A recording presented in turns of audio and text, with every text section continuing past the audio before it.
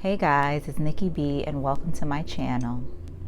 Today I'm going to be talking to you guys about self-care while you are taking care of a loved one. I'm going to share a little bit about my story. In the winter of 2017, my mother-in-law, who wasn't my mother-in-law at the time, suffered a rectal prolapse. And my husband and I took her to the hospital and she never came home. Between the winter of 2017 and May of 2018, she was in and out of hospitals, nursing homes, like a lot of back and forth, and it was super stressful. Rectal prolapse, Google it. It is or was simple. They did a surgery. The surgery didn't go well. She had some leaking in her stomach and some other issues. And then she decided that she was going to stop eating and that she was not going to take any of the medicine that they were giving her.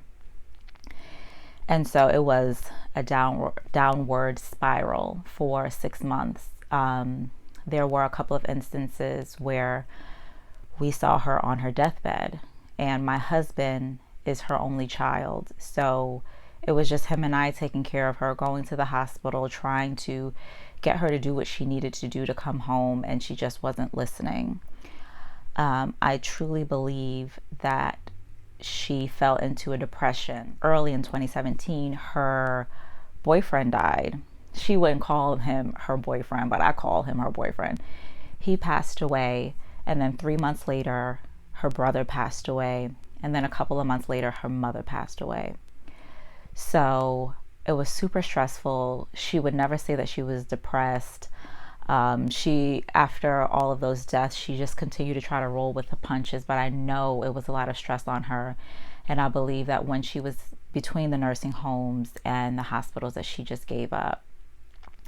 During that process, it was just my husband and I caring for her, like I mentioned, and it was stressful because she wasn't listening.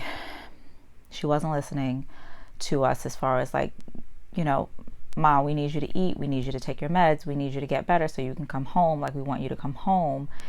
And she just was just like, I'm going to do what I want to do, which has always been her personality. But there were a couple of instances where she was knocking on death's door, and it was scary. And it was traumatic. I don't know if any of you have ever experienced, watching a loved one die. And, the hurt of losing someone is the same hurt that we all experience. But when you are watching them, it is horrific and it is traumatic. And she was on death's door like quite a few times, and they would give her an IV to bring her back to life, and she would just do the same thing again. So it was hard. It was really, really hard for us. And then for me, I've always been into health and wellness and taking care of myself. But during those 6 months, like, that went down the drain. I wasn't eating properly. I wasn't working out really. It was like a hustle for me. Get up, go to work, try to focus on work while I'm there. After work, rush to the hospital or the nursing home, stay with her for at least an hour, and then go home. And the majority of that time, it was during the winter, which is like New York City winters is, it's snowing. She was at Bellevue Hospital, so we were I was between, my office in the financial district and then going uptown and walking from the Green Line. If y'all live in New York, y'all know that Green Line from Lexington, and walking all the way to Bellevue in the snow. It was like horrific. So my evenings weren't even for me, and it was really, really hard. And I wasn't taking care of myself, and I felt like she needs to see one of us every day. And I tried to go as much as I could during the week, at least 4 days during the week. And I would go on the weekends after I finished running my errands, particularly on Saturdays, and just sit with her. And even if she was just asleep, I would sit with her because I didn't want her to feel like she was alone. But during that process, there were other things going on, other family issues within my husband's family, and it was just hard. It was really, really hard.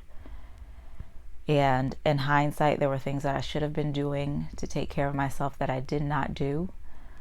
And I know better now. I should have been taking a day for myself. And I know she would have understood.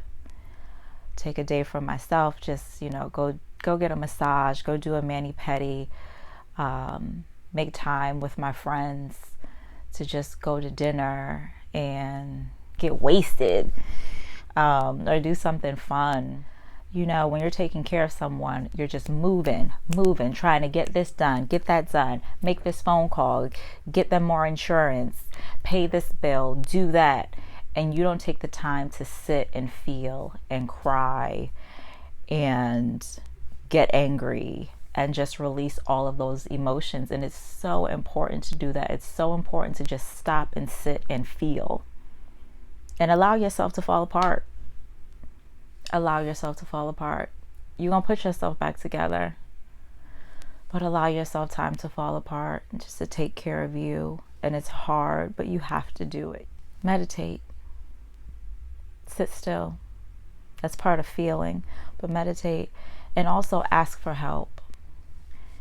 I said before, I'm not one of those people who likes to ask for help, but ask for help. It's so important, especially when you're taking care of someone else. See if there's someone else in your life who you trust, and they can make some phone calls for you, and that sort of thing is really, really important.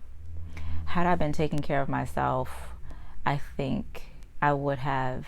I'm not fully mended from that experience, because it was traumatic, and I miss her like crazy, and I'm not fully healed, but I started therapy shortly after she passed, and that was super helpful. But had I been taking care of myself during the process of taking care of her, I think I would have been a bit better.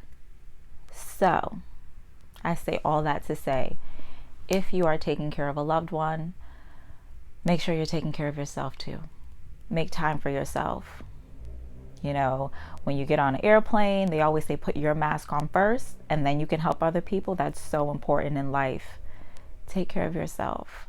And I know that's hard when it's someone so close and they may be dying, but just take a second, take 5 minutes, take 10 minutes to yourself to feel and paint your nails or go play basketball or something like that. Something that will make you happy and it'll take your mind off of everything.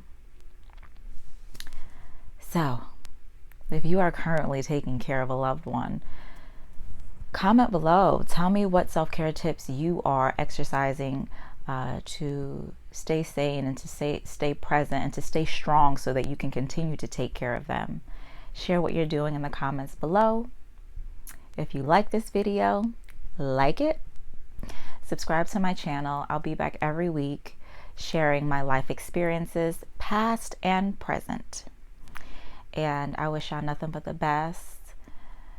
Meditate, drink your water, call your mama, call your daddy, call your person. Tell people that you love them. Tell yourself that you love you. Take care. Bye.